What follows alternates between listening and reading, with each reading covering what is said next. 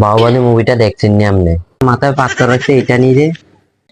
আরে এটা পাথর না তো, মাথার মুকুট। তো একটা রাজমহল থাকতো, সবাই আমার জন্য অপেক্ষা করতো, গরু আর ছাগল তোর জন্য অপেক্ষা করতেছে আমাদের পাশের ঘরে। ও, সালমা অপেক্ষা করে আমার জন্য। সালমার সাথে আবার তোর কি কাজ? এমনি বললাম। তাহলে আবু আসসালামু আলাইকুম, ভালো আছেন নি? কালকে বাহুবলী মুভিটা দেখছেন নি আপনি?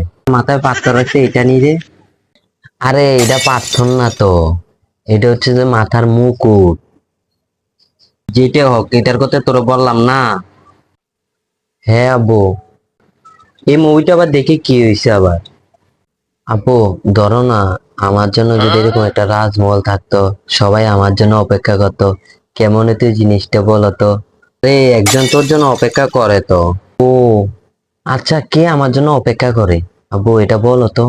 আমাদের পাশের ঘরে।